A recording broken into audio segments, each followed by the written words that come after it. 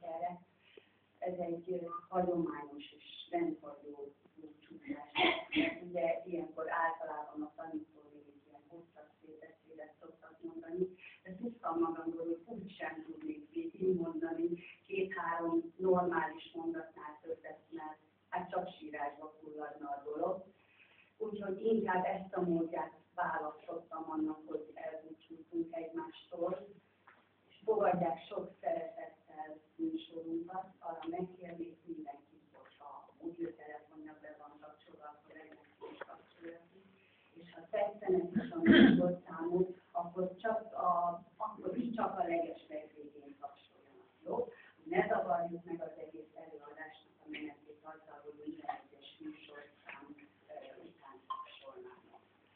Mi nagyon-nagyon nagy szeretettel készültünk rá, nagyon nagy izgalommal is, hát reméljük, hogy sikerül, és akkor minden.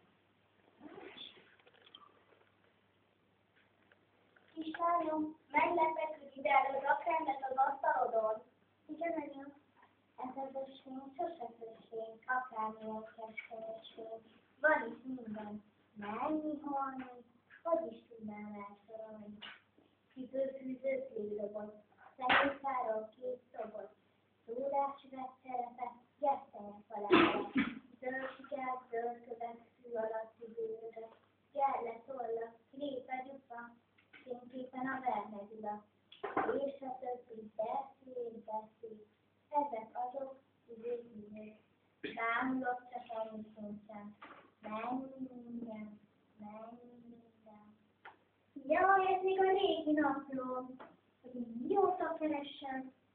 Egy kicsit olvasgassam velem. Szeptember. 4 évvel ezelőtt Vili mondta el nekünk az évnyitó verset, és én akkor még nem is ismertem.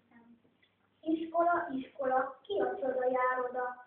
A takács, a kovács, a kőműves meg az ács, a kardjával oda jár, keserogva a futár. Itt tanulta meg az át és a matematikát, itt tanulta meg az ót, mennyi szálat von a pók, itt tanulta meg az ít, hogy a rózsa kivirít, hogyan írja le az út, s a Dunántúl csupa kút, örögtek az ők, mint a fényes kötőjük.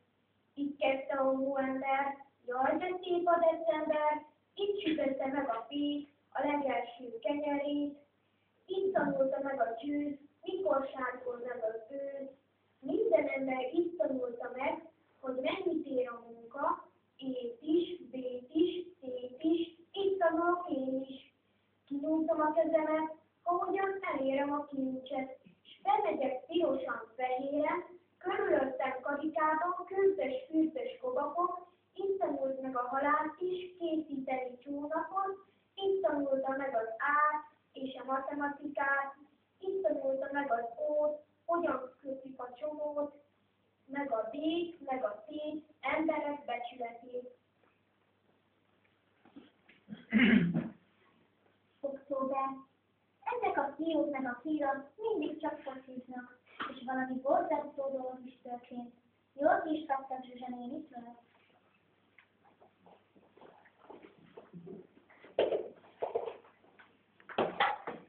Hagyjátok abba, nem tudjátok, mi lesz ennek a következménye? Hagyjátok már abba, és akkor Zsuzsa néni bejön, akkor mi lesz? Mit csináltok itt, fiú? Hát, hogy úgy történt, hogy elvettem az első füstikétől a labdát, és akkor vége lett a szünetnek, felhoztam a labdát, hogy ezzel ne kelljen bajlózni. Ó, de nagyon rendes voltál, és a többi mit művel? Amikor bejöttem az osztályba, Domi nem rakott a helyére a labdát.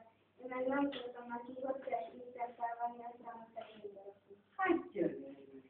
Én amikor le akartam törölni a táblát, Dominik Tölterében sem vagy, igen. Dominik nekem jutott a labdát, és visszatartott a másik Dominikra.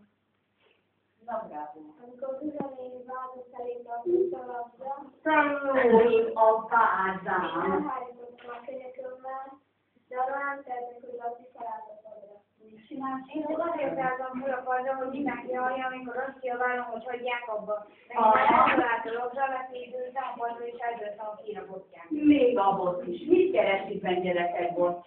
Hát, tudom, Zsanénik, hogy nem lehet a botot felhozni az udvarról, de észrevettem, hogy kornyadozik szegény virágot föl, és hát gondoltam, hogy körülkének a lehetőt Pont neked. karónak felhozik a napot, de most már mindegy, mert Laci elintézte jól azt a virágot. Azt hiszem. Zseni, ne tessék aggódni, anyukám világszerűen palántás.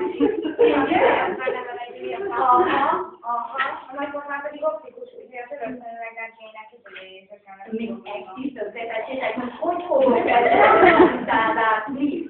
Hát azért ne haragudja. És mit csinál a papák vele? Kitörje a szemüveggácsét. Aha. Igen. Még hozzá ingyen. Hát szerintem megvettem, tehát sem a tájékoztatókat oda kihozni az asztalra. Gyorsan.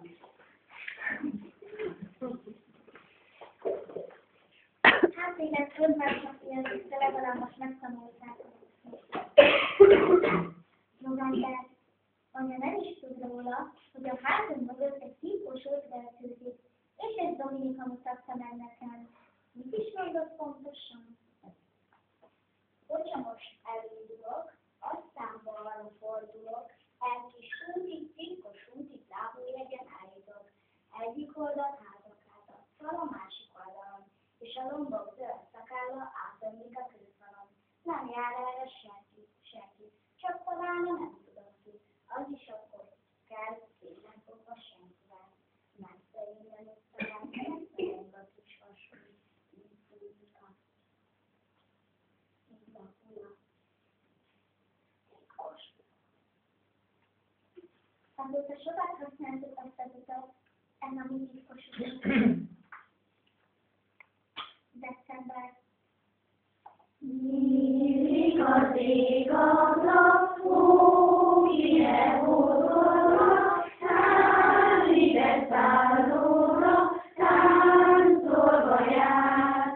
Bársonyos leplező, hófehér ételő, hókire takaró, jöttél a hó. Csak a csengője, déltől a csipkéje, őt húzza tánkója, rögzedi fél. Csak a csengője, déltől a csipkéje, őt húzza tánkója, rögzedi fél. Ezen a héten decemberben hullott először a hó. Emlékszem, decemberben megláttam a hóban egy csókát, ami egy vestre emlékeztetett. Csókának nyitott eszébe, feltetett volna öltözni fehérbe. Unta szegény Jámbor, hogy ő télen-nyáron örökké feketében járjon. Ahogy így tűnődik átidő a csóka, arra ballag éppen csalavér a róka. Attól kért a bácsot, mit kellene tenni, hófehér galambát hogy kellene lenni. Nincsen annál könnyebb, neveti a róka, fürödj meg a hóba, te fekete csóka. Olyan fehér galamb lesz rögtön belőled, hogy magam sem tudom, mit higgyek felőled. Vagy egy szűrókának szurkogod a csóka, s nagy vízról leülik az ágról a hóba. Az orra hegyesen látszik ki belőle, kérdi is a rókát. Mit hisz most felőle? Azt hiszem galamb vagy, csípte meg a róka, s csapod nagy ozsonnát belőle a hóba. Róka csípte csóka, csóka csípte róka, így lett fehér galamb a csókai csóka.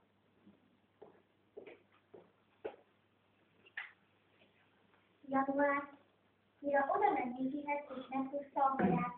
Miki sem volt rest, és megtépte a hírebúzát.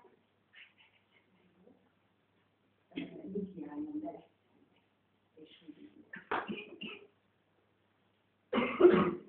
Megérdemelted. Láttam, hogy a többi lánynak odasús valami, aztán elkezdtek nevetni, és közben rám néztek. Már beszélgetni sem szabad? Egyébként is te csak ne beszélj. Hallottam, hogy a rajzórán te voltál az, aki folyton megjegyzéseket tettél a rajzokra. Pedig szépen rajzolok. Szépen? Semmi szép érzéket sincs. Amikor felvettem azt a ruhát, amit a nagybátyám hozott külföldről, egyedül te cikizted,